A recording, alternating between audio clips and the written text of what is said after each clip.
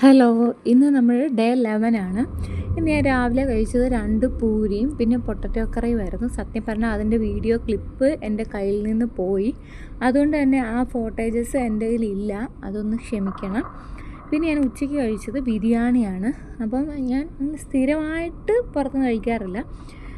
കൂടുതലും പുറത്തുനിന്നുള്ള ഫുഡ് ഉണ്ടെങ്കിലും ഞാൻ കഴിവതും മാക്സിമം അത് ഒഴിവാക്കുകയാണ് ചെയ്യുന്നത്. അപ്പോൾ ഇന്ന് എനിക്ക് ഒഴിവാക്കാൻ പറ്റാത്തൊരു സാഹചര്യം ഉണ്ടായതുകൊണ്ട് തന്നെ ഞാൻ ബിരിയാണി കഴിച്ചു. കഴിക്കുമ്പോൾ ഞാൻ ശ്രദ്ധിക്കുന്ന കാര്യമെന്ന് വെച്ചാൽ ഞാൻ ഫുള്ള് കഴിക്കത്തില്ല.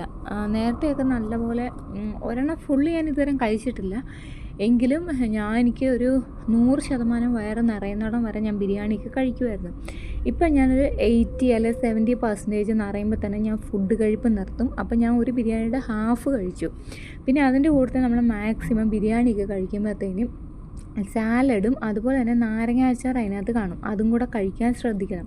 ഈ നാരങ്ങ അച്ചാർ കഴിക്കുന്നത് എന്തിനാണെന്ന് വെച്ചാൽ നമുക്കൊരു പെട്ടെന്ന് ഫുഡ് ദഹിക്കാൻ വേണ്ടിയാണ്. സാലഡ് കഴിക്കുകയാണെങ്കിൽ നമുക്ക് കുറച്ചും കൂടെ നല്ലതാണ് ബിരിയാണിയൊക്കെ കഴിക്കുമ്പോഴത്തേനും. ഞാൻ അച്ചാർ കൂട്ടാറില്ല, അതുകൊണ്ട് തന്നെ ഞാൻ സാലഡ് എടുത്തിട്ടുണ്ടായിരുന്നു. അങ്ങനെ അത് കഴിച്ചു.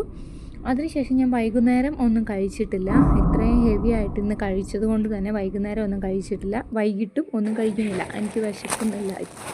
ഞാനിത് എഡിറ്റ് ചെയ്യുമ്പോൾ തന്നെ ഇപ്പം ഒരു 6:30-7 മണി ആയിട്ടുണ്ട്. എനിക്ക് വിശപ്പായിട്ടില്ല, വിശക്കുന്നില്ല. അപ്പോൾ പിന്നെ കുഴപ്പമില്ല, ഫുഡ് ഇന്ന് കഴിക്കുന്നില്ല.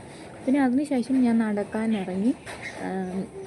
നടക്കുമ്പോൾ നമ്മളൊരു കാര്യം ശ്രദ്ധിക്കുക വെച്ചാൽ നമ്മൾ കുറച്ച് ഫുഡ് ഇങ്ങനെ ഹെവി ആയിട്ട് എന്തെങ്കിലുമൊക്കെ പുറത്തുനിന്ന് എന്തെങ്കിലുമൊക്കെ കഴിക്കുന്നെങ്കിൽ നമ്മൾ കുറച്ചും കൂടെ കൂടുതൽ നടക്കാൻ ശ്രമിക്കണം. ഇപ്പോൾ എനിക്ക് കറക്റ്റായിട്ട് റൊട്ടീനിൽ പോകാൻ പറ്റുന്നില്ല, കാരണം ഞാൻ കറക്റ്റായിട്ട് പൊയ്ക്കൊണ്ടിരുന്നതാണ്.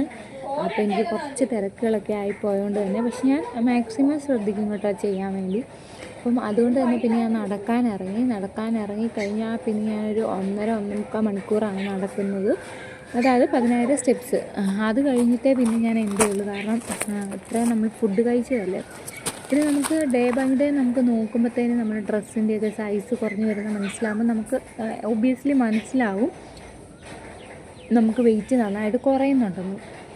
അപ്പോൾ അങ്ങനെ കുറയുമ്പോൾ നമുക്കതൊരു സന്തോഷമാണ്. അല്ലെങ്കിൽ ആരെങ്കിലുമൊക്കെ പറയുമ്പോൾ നമുക്ക് പിന്നീട് വെയിറ്റ് കുറയ്ക്കാനായിട്ടുള്ളൊരു മോട്ടിവേഷൻ കിട്ടുകയും ചെയ്യും.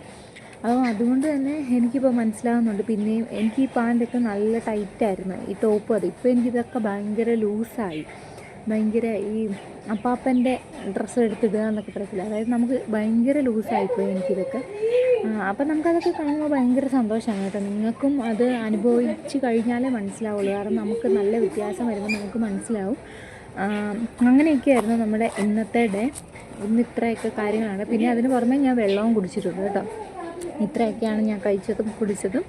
അപ്പോൾ നമുക്ക് നിങ്ങളുടെ എല്ലാവരുടെയും നല്ല സക്സസ് ആയിട്ട് പോകുമെന്ന് പ്രതീക്ഷിക്കുന്നു. നാളെ നമുക്ക് ഡേ 12 ആയിട്ട് കാണാം. അതുവരെ എല്ലാവരും സേഫായിട്ടിരിക്കുക. ബൈ.